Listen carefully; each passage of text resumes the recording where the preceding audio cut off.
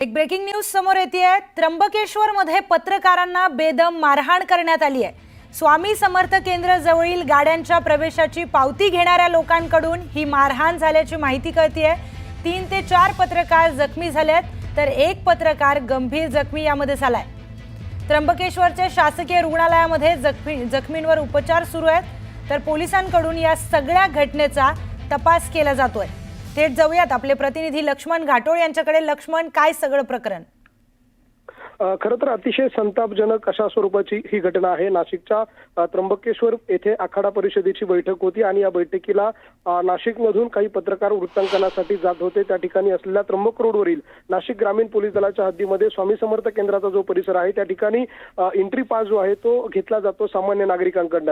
मात्र माध्यमांचे प्रतिनिधी असतील, पोलीस असतील, शासकीय कर्मचारी असतील, ज्यांना दिवसभरात 4 ते 5 वेळा या भागामध्ये जावं लागतं, स्थानिकांना जावं लागतं, त्यांच्याकडनं मात्र कुठल्याच प्रकारची एंट्री फी जी आहे ती घेतली जात नाही किंवा घेतली जाऊ नये अशा प्रकारचे निर्देश आहे, तशा प्रकारची ऑर्डर जी आहे ती त्या ठिकाणी आहे। मात्र असं असताना देखील पत्रकारांच्या गाड्या अडवल्या गेल्या, त्यांच्याकडनं पैशांची मागणी करण्यात आली। मात्र पैसे देण्यावर ज्यावेळेस पत्रकारांनी नकार दिला, आम्ही माध्यमांचे प्रतिनिधी आहोत, अधिस्वीकृतीधारक पत्रकार आहोत अशा स्वरूपाचे आयडी जे आहे ते देखील त्यांनी त्या ठिकाणी असलेल्या कर्मचाऱ्यांना दाखवलं। मात्र त्या ठिकाणी असलेल्या काही कर्मचाऱ्यांनी गाडीमध्ये बसलेल्या पत्रकारांना मारहाण केली, ज्यामध्ये पुढारी वृत्तवाहिनीचे किरण ताजने यांना जबर मारहाण लागलेली आहे। योगेश खरे जी 24 तासचे प्रतिनिधी आहेत त्यांना देखील मारहाण झालेली आहे। अभिजित सोनवणे जे साम टीव्हीचे पत्रकार आहेत त्यांना देखील यामध्ये मारहाण झालेली आहे। मग या सगळ्या घटनेनंतर आता संबंधित जे आरोपी आहेत त्यांच्यावरती गुन्हा दाखल करण्याची कारवाई पोलीस ठाण्यामध्ये केली जाते। तर जे गंभीर जखमी झालेले किरण ताजने आहेत त्यांना नाशिकच्या अपोलो या खासगी हॉस्पिटलमध्ये उपचारासाठी दाखल करण्यात आलेलं आहे। छगन भुजबळ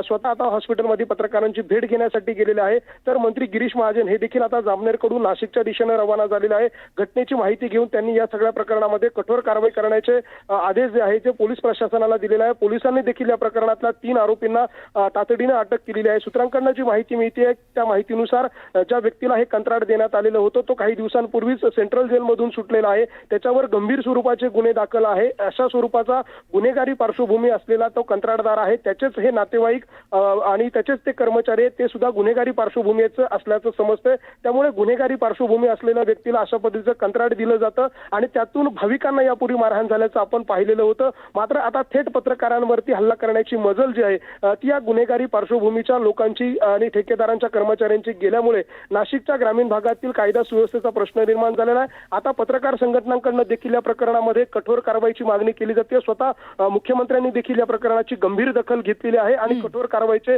आदेश जे आहेत ते दिलेले आहे। पत्रकार हल्ला विरोधी कृती समिती असेल, विविध पत्रकार संघटना असेल, या सगळ्यांनी या प्रकरणामधला निषेध जो आहे तो आता नोंदवायला सुरुवात केली आणि कठोर कारवाई करण्याची मागणी केलेली आहे। निश्चितच लक्ष्मण, धन्यवाद आपण दिलेल्या सविस्तर माहितीसाठी।